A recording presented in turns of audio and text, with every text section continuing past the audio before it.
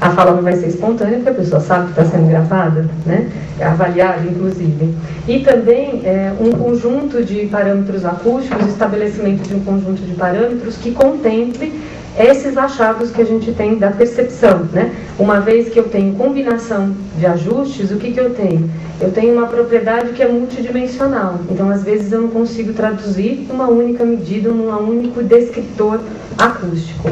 Então, diante dessas demandas, a gente começou a desenvolver trabalhos tentando contemplá-las. Então, em 2008, no Speech Prosody, que ocorreu aqui em Campinas, o qual o professor Plínio também referiu, né, teve uma grande participação de brasileiros, eu, em conjunto com a professora Sandra Madureira, apresentamos um trabalho que foi justamente um banco de dados, um material instrutivo para adaptação do roteiro VPAS para o português brasileiro, o que a gente chamou de VPAS-PB.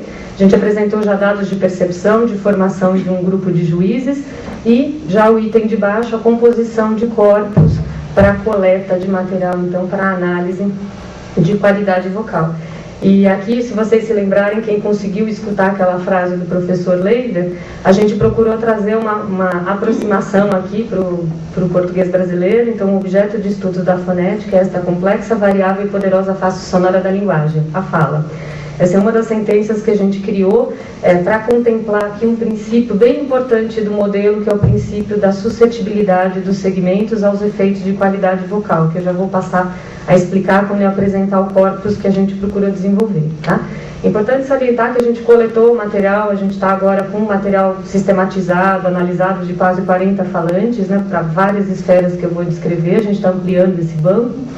E na coleta a gente procurou introduzir trechos de emissão semi-dirigida, então em que a gente pede para a pessoa contar um pouquinho sobre a cidade onde ela nasceu, ou também sobre algum fato interessante da sua infância ou da sua adolescência, para ter um trecho um pouco mais, vamos dizer assim, representativo de uma emissão sem leitura, porque a gente sabe da interferência de criar uma outra tarefa para o falante, mas ainda tendo uma parte sistematizada, tá? E aí a gente continua, e nesse ano a gente desenvolveu alguns trabalhos com medidas acústicas de longo termo, com auxílio aqui do professor Plínio Barbosa, que nos cedeu um script para que a gente pudesse extrair essa grande quantidade de medidas. Então aqui está representado a adaptação do VPS, que a gente implementou em 2008, então aqui os aspectos de qualidade vocal, os ajustes, e de dinâmica vocal. Então essa é a versão ampliada, né, do protocolo, a versão completa aqui, com a qual a gente tem, né, trocado com a Universidade de Edimburgo, Queen Margaret University College, né, e a gente tem procurado então fazer essas revisões com aprovação, com a concordância do grupo de Edimburgo. Então aqui a gente separa, para quem não conhece o roteiro, a gente falou em ajustes do trato vocal, ajustes de tensão muscular e ajustes fonatórios. Então a gente tem aqui os elementos do trato vocal, os elementos de tensão muscular e os ajustes fonatórios. Os ajustes fonatórios, eles representam a área mais explorada em escalas de avaliação de voz, porque eles representam o comportamento das pregas vocais, né? Então, a energia básica para a gente ter sonoridade aí na voz. E aí a gente passa pelas questões de tensão muscular, que ao longo do histórico do protocolo, elas entraram e saíram deste roteiro, e depois os elementos do trato vocal ou os ajustes articulatórios, do trato vocal supraglótico. É muito importante a gente ter em mente que o roteiro é usado não para ele ser usado ponto a ponto, como uma lista de checagem, mas na verdade para compor o perfil. Então é o contrário, ele serve como uma inspiração e a gente vai tentar depreender quais são os ajustes que estão influenciando aquela qualidade, né? Então ele é diferente de tentar marcar todos os itens, não é essa a proposta é traçar o perfil. Então eu posso dizer, por exemplo, que a pessoa está falando com constrição faríngea. Então eu vou dizer, qualidade vocal caracterizada por constrição faríngea, ou lábios estirados ou lábios arredondados, né? A gente vai descrever o perfil da qualidade vocal. E depois nós temos as questões da dinâmica vocal, basicamente relacionadas às variações aí de duração, de intensidade e de frequência, e também foi incluída, por causa da questão clínica, o suporte respiratório, né, que também tem um grande diferencial. Bom, eu tinha anteriormente referido uma frase que a gente usou, né, como uma frase veículo, mais ou menos como a frase que o professor Leiber propõe no livro. E a gente tem aqui um conjunto de estímulos, como vocês podem observar. A ideia é que alguns segmentos, eles tornam mais assim, salientes alguns efeitos de qualidade vocal. Esse é um dos princípios do modelo, que é o princípio da suscetibilidade dos segmentos a efeitos de qualidade vocal. Então, o que seria? Existem segmentos no fluxo da fala que eles são mais afetados por determinadas tendências musculares. Então, um exemplo. Se eu tenho um arredondamento labial, como eu acabei de referir, no português brasileiro, as vogais arredondadas são O, O, U. Então, quando eu arredondo os lábios no O, U, eu estou exercitando algo que é comum aos falantes do português brasileiro, tem uma qualidade característica, característica fonética daquelas vogais.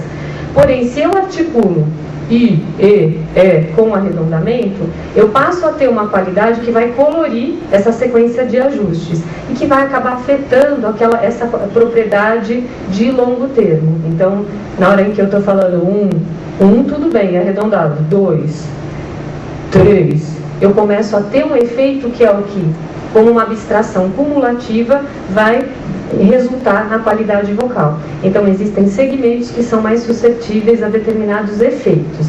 Geralmente são os efeitos contrários àquele da classificação do som. Então, se uma vogal é arredondada, ela é mais afetada por um ajuste de estiramento. Então, eu falar o, U com os lábios estirados é o que vai dar a saliência auditiva de que ali tem um ajuste muscular de longa duração que não é mais o neutro, né? Que fugiu do ajuste neutro. Então, todos aqueles ajustes que estão no protocolo, a gente vai descrever com relação a não é mais o ajuste neutro, não é mais o ajuste intermediário. Então, há alguns estímulos que nós criamos pensando nesses efeitos. Então, por exemplo, eu gostaria que vocês repetissem, soube que a casa dos bispos é visitada por turistas todos os dias. Vamos falar essa frase? Soube que a casa dos bispos é visitada por turistas todos os dias. Tem um som predominante aí, não tem? Tem uma sibilância. Agora vocês vão fazer isso com a língua bem anteriorizada.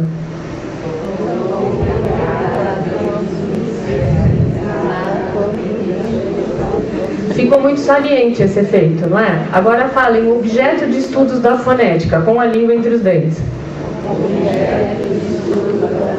Só no estudos a gente perceberia, mas na hora que eu tenho, né, um predomínio aí de sons, isso é importante para quando a gente fez aqui um grau muito grande, né, de ajuste. Isso é importante para quando a gente tem graus de manifestação de menor saliência, né, um grau ainda moderado ou leve de manifestação do ajuste, tá bem? Então, por exemplo, vamos pegar aqui, deixa eu ver. O garoto tirou muitas fotografias do tucano. Vamos fazer no nosso padrão habitual? O garoto tirou muitas fotografias do tucano.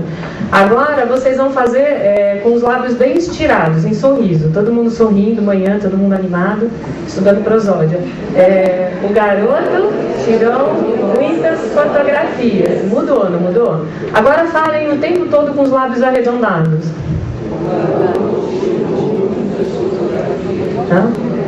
A gente já tem uma sequência de arredondamento grande, né? Mesmo assim, algumas pessoas deram uma alongada aí no trato vocal, ficou mais grave, né? Exageraram no arredondamento. Então, essa é a questão. Acho que o jeito mais fácil da gente falar da suscetibilidade é experimentar, né? Porque senão, em pouco tempo, a gente não consegue dar exemplos mais salientes. Então, esse material, inclusive, está no site do LIAC, a gente disponibilizou esse artigo, tá? Porque aqui eu sei que está pequeno, não dá para enxergar, né, a uma determinada distância. Acho que nem aqui da proximidade está dando. Da proximidade dá. Então, e aí a gente tem alguns exemplos, aqui. O objeto de estudo da fonética é essa complexa, variável e poderosa face sonora da linguagem. Está dando para escutar? Está muito claro. O estudo da fonética é essa complexa, variável e poderosa face sonora da linguagem, a fala.